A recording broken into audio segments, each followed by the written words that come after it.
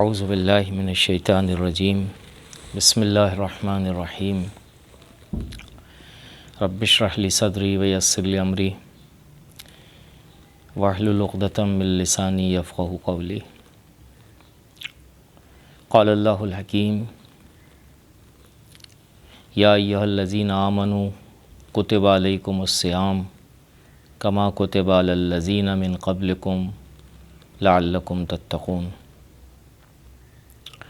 عزیزان من، ماہ مبارک رمضان کی آمد ہے،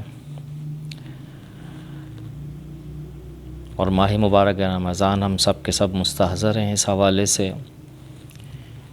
کہ ماہ خدا ہے، ماہ صیام ہے، ماہ توفیق پروردگار ہے۔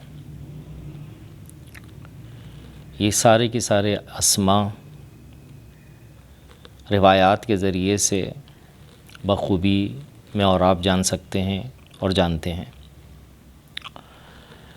ماہ مبارک رمضان کی آمد سے پہلے ہمیشہ علماء کا وتیرہ یہ رہا، عادت یہ رہی، اور اب بھی ایسا ہی ہے کہ وہ خطبہ کہ جو عظیم الشان خطبہ ہے رسول سے منسوب بنام خطبہ شعبانیہ، کہ جس میں رسول اسلام نے ماہ مبارک رمضان کی نسبت اس کے استقبال کے حوالے سے، اس کے اقبال کے حوالے سے، اس کی آمد کے حوالے سے اہل ایمان کو متوجہ کیا ہے۔ اس مہینے کی نسبت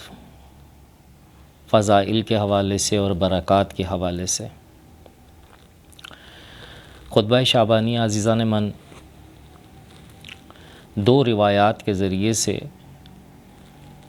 ہم تک منتقل ہوا ہے۔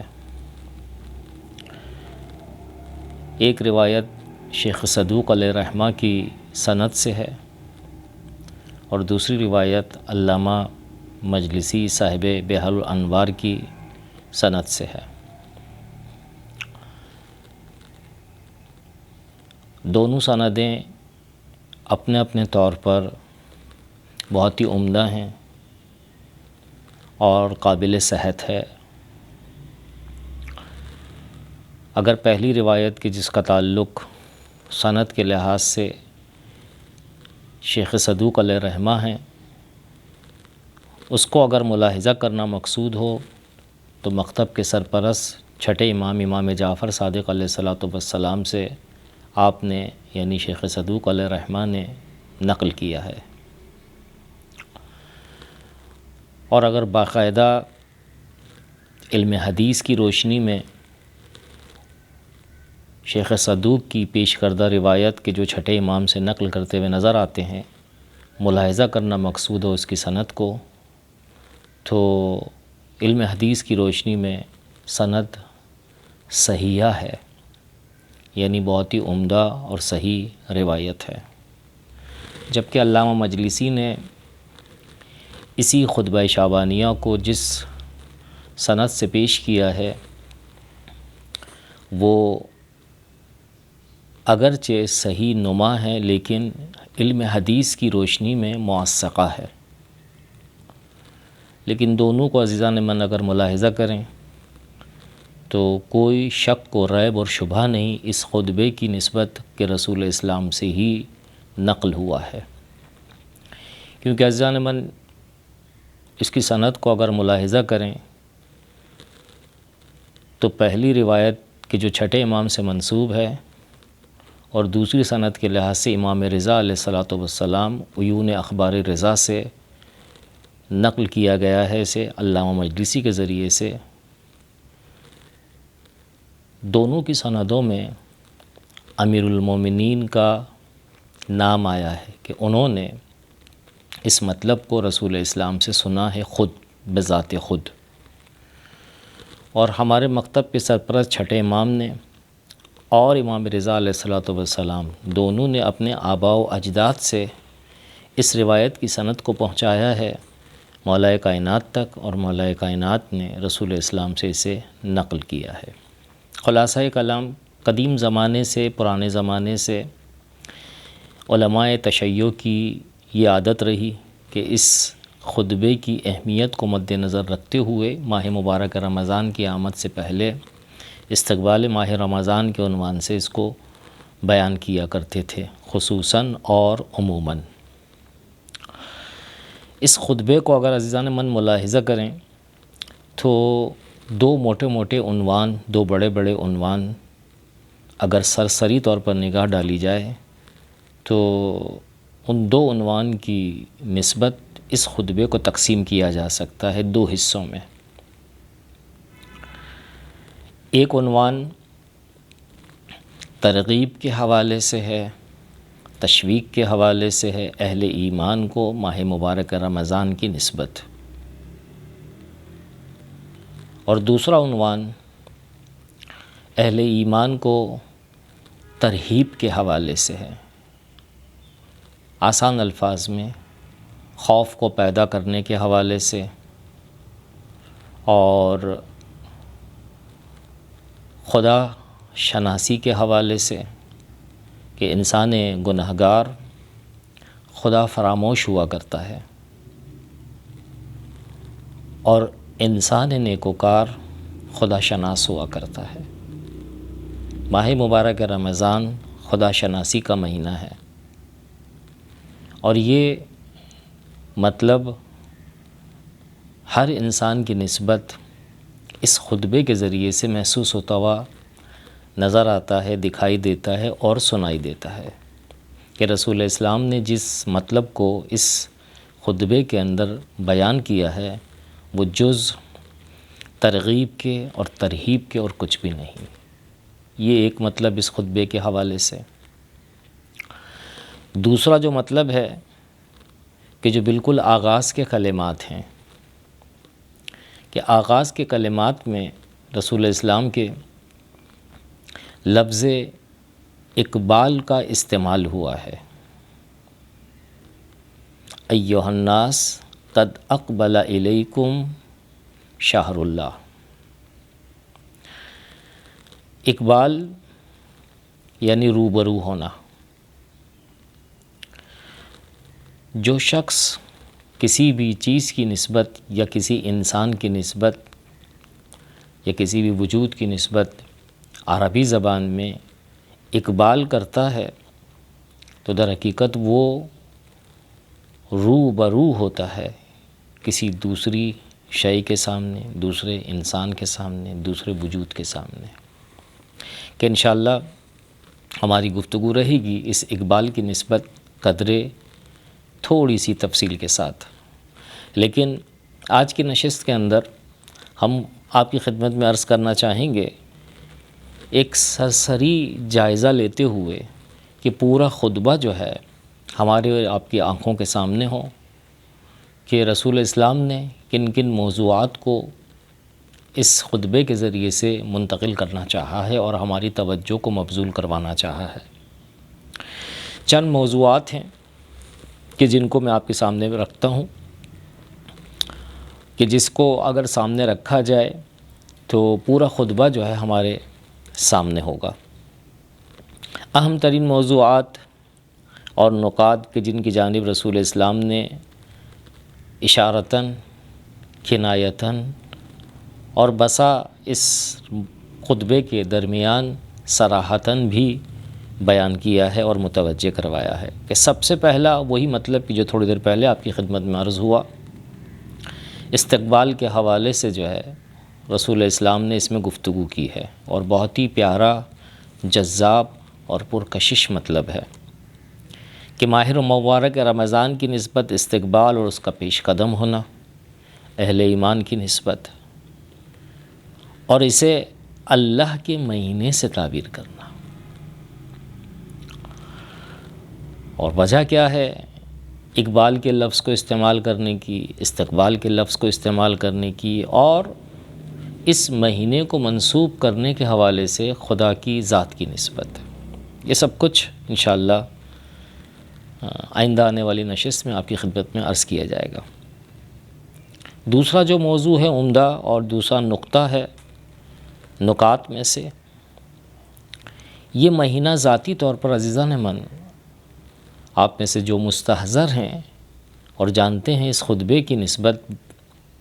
قدرے، تو بالکل آغاز میں ہی رسول اسلام نے ماہ مبارک رمضان کی آمد پر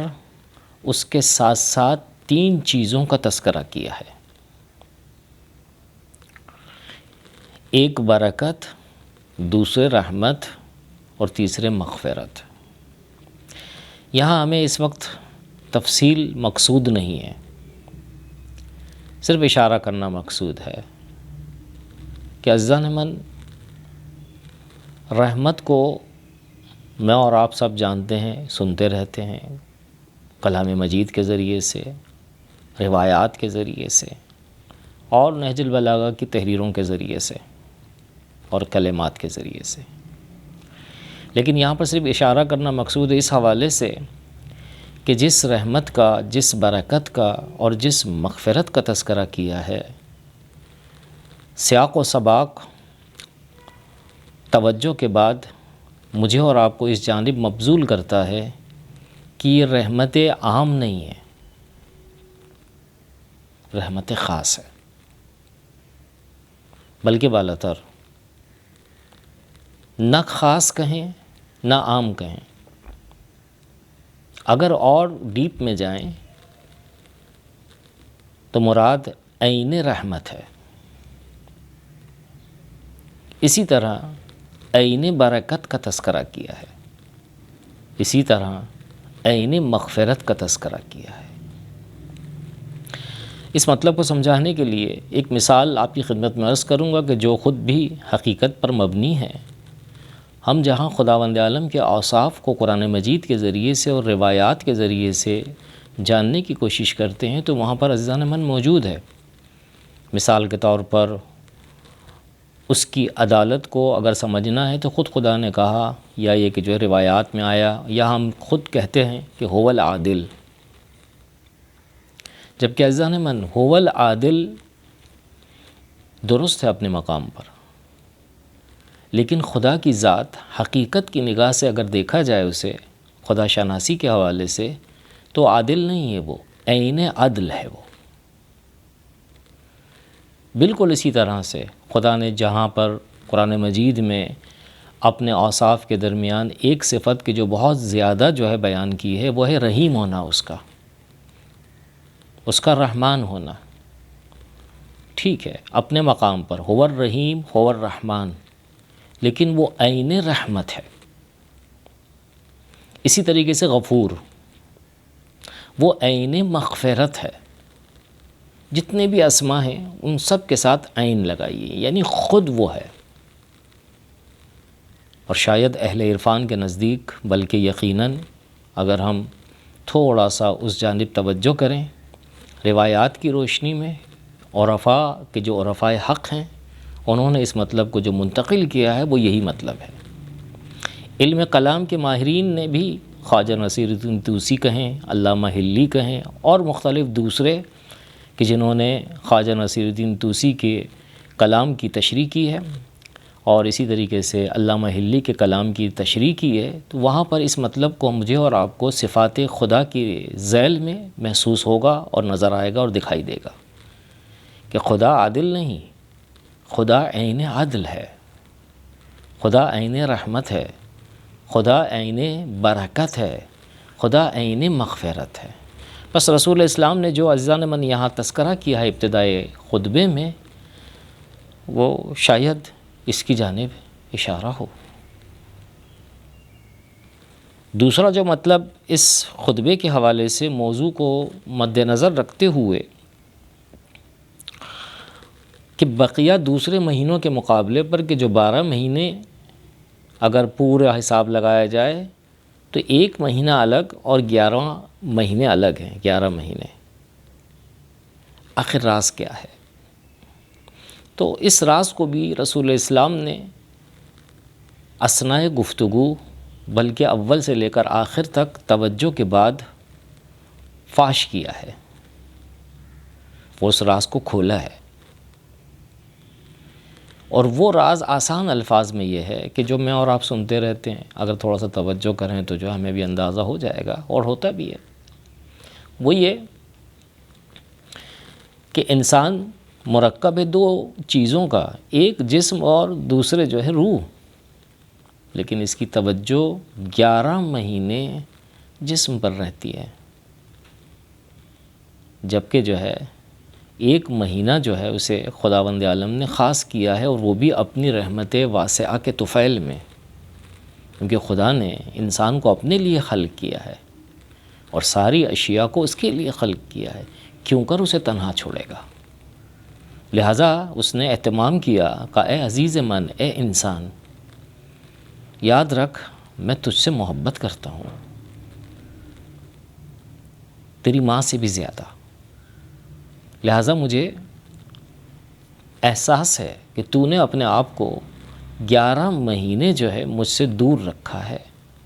اپنے جسم کو ترجیح دی ہے اپنی حقیقت کے اوپر۔ اور یہیں پر ایک فارسی شاعر، یعنی فارسی زبان شاعر، بہت ہی عمدہ مطلب کو بیان کرتا ہے۔ چشم دل را باز کن جان بینی، چشم دل را باز کن جان بینی، آنچه ندیدنی است آن بینی،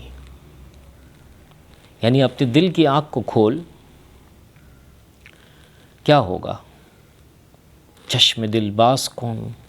جان بینی، جان کو دیکھے گا، یعنی اپنی حقیقت کو دیکھے گا تو خود کیا ہے۔ ماہ مبارک رمضان عزیزان من حقیقت کو آشکار کرنے والا مہینہ ہے، انسان کی حقیقت کو کہ انسان ہے کیا۔ آنچه ندیدنی است آن بینی، جو ہمیں دکھائی نہیں دیتی نا عزیزوں ظاہری آنکھ سے، تو خدا نے ہمیں اندر کی آنکھیں دی ہیں دو، وہ آنکھ کھل جاتی ہے اور اس کے ذریعے سے جو ہے ہم وہ چیزیں دیکھ پاتے ہیں کہ جو اب تک دکھائی نہیں دی، آن بینی۔ عزیزان من، اس کے علاوہ جو رسول اسلام نے تذکرہ کیا ہے مختلف موضوعات کا، تو اگر جلدی اس کو بیان کرنا مقصود ہو اور تھوڑا سا توجہ کے ساتھ آج کی نشست کی حد تک، تو وہ مختلف فعالیتوں کا تذکرہ کیا ہے، مختلف کاموں کا تذکرہ کیا ہے، مختلف ایکٹیویٹیز کا، ڈیفرنٹ ایکٹیویٹیز کا جو کیا ہے یہاں پر تذکرہ کیا ہے کہ ماہ مبارک رمضان میں آپ کو صبح کیا کرنا ہے، رات کو کیا کرنا ہے، ان بٹوین دورانے جو ہے درمیانے جو ہے دن اور رات کے کیا کام انجام دینے ہیں۔ اور انہی کاموں میں سے ایک کام موضوعاتی لحاظ سے اگر دیکھا جائے تو وہ خالص نیت کا عمل ہے، کہ انشاءاللہ گفتگو رہے گی تفصیلی قدر اس نشستوں کی حد تک کہ جتنا ظرفیت ہے ان نشستوں کے اندر، خالص نیت کے حوالے سے گفتگو کی ہے، اور نفسانی عادتوں کے مقابلے پر روبرو ہونے کا بیان بھی موجود ہے کہ میری اور آپ کی جو ہے تو تھوڑی دیر پہلے عرض کیا کہ 11 مہینے ہماری عادتیں بگڑ گئی ہیں، ایک مہینے کی نسبت اگر انسان توجہ کرے تو ان 11 مہینوں کی عادتوں کو ایک طرف کر دے گا انسان اللہ کی توفیق سے، اور وہ عادت آئے گی کہ جو کنٹرول کرنے والی عادت ہے، دوسری عادتوں کی نسبت غالب ہونے والی، کہ نتیجہ اس کا خوبصورتی کے علاوہ اور کچھ بھی نہیں۔ اور ساتھ ساتھ قرآن مجید کی اہمیت کے حوالے سے بھی رسول اسلام نے اس خطبے میں توجہ دلوائی ہے، اور ایک اور موضوع کے جو بہت عمدہ ہے کہ ظاہری پیاس اور بھوک کی بنیاد کے اوپر حقیقی بھوک اور پیاس کا تذکرہ ہے، اور وہ اس طرح سے کہ میں اور آپ ظاہری اپنے دہن کو بند کرتے ہیں، نہ کھانا کھلاتے ہیں اپنے آپ کو، نہ پانی پلاتے ہیں پیاس کے وقت، لیکن در حقیقت عزیزوں رسول اسلام نے توجہ دلوائی ہے کہ صرف تمہارا ظاہری بھوکا رہنا روزہ داری نہیں ہے، اس مرحلے پر لے کر نہیں جائے گا کہ جہاں پر آ کر تم اپنی حقیقت کو دیکھ پاؤ، بلکہ اس کے ذریعے سے خدا تمہارے ہاتھوں کو جو ہے وہ بھوکا رکھنا چاہتا ہے، تمہارے پیروں کو بھوکا رکھتا ہے، تمہاری آنکھوں کو بھوکا رکھتا ہے، تمہارے کانوں کو، تمہارے دل و دماغ کو بھوکا رکھتا ہے۔ کس چیز سے؟ آلودگی سے، کہ انشاءاللہ گفتگو رہے گی۔ ساتھ ساتھ بہت ہی عمدہ مطلب کہ جہاں یہ ساری گفتگو ہم نے آپ کے سامنے کی ایک چیدہ مختصر الفاظ میں اس خطبے کے تعارف کے حوالے سے، موضوعاتی جہت سے، یہ ساری کی ساری باتیں جو ہیں وہ انفرادی باتیں ہیں، یعنی یوں کہیں کہ فرداً انسان اپنی نسبت کیا کر سکتا ہے، لیکن رسول اسلام نے اس خطبے میں ایک خاص اور اہم مطلب کو بھی کوٹ کیا ہے، اور وہ ہے حقوق الناس۔ جہاں حق اللہ ہے ایک طرف روزہ داری کے حوالے سے کہ جس کا نتیجہ خود جو ہے عود کرتا ہے انسان کی ذات پر، وہاں حقوق الناس کا بھی تذکرہ کیا، جیسے یتیموں اور محروموں کا تذکرہ فرمایا ہے۔ اور بالآخر اس پورے خطبے کا خاتمہ اگر روحانی لحاظ سے اور معنوی لحاظ سے جاننے کی کوشش کریں تو تذکرہ کیا ہے توبہ نصوح کا، خالص توبہ کا، یعنی پاکیزگی اور پیورٹی۔ انسان روزے داری 1 مہینہ 29 دن یا 30 دن اس کو قرار دینے کے بعد صاف و شفاف ہو جاتا ہے، یعنی اس کی روح بہت ہی پاک و پاکیزہ ہوتی ہے۔ اب اسے پرواہ نہیں ہوتی کہ وہ ظاہری طور پر مادی لحاظ سے مالدار ہے یا نہیں، لیکن وہ اس چیز پر توجہ کرتا ہے کہ اس کی روح اب مالدار ہو چکی ہے، جاندار ہو چکی ہے۔ پھر دوبارہ آخر مطلب میں التماس دعا سے پہلے اسی فارسی زبان کے شاعر کے شعر کو آپ کے سامنے پیش کر کے التماس دعا، چشم دل رباس کن، چشم دل رباس کن، اپنے دل کی جو ہے آنکھ کو جو ہے کھول لو۔ اپنے دل کی جب آنکھ کو کھولتا ہے عزیزان من، جان بینی، شاعر کہتا ہے کہ اپنے آپ کو پہچان لو گے، اپنے آپ کو پہچانو۔ من عرف نفسہ فقد عرف ربہ، آنچ نہ دیدنی اس آن بینی، کس نے اپنے آپ کو دیکھا ہے؟ مگر خدا کہتا ہے کہ جو ہے اگر میری دہلیز پر آئے گا تو میں تجھے اپنے آپ کو دکھلا دوں گا۔ والسلام علیکم ورحمۃ اللہ وبرکاتہ۔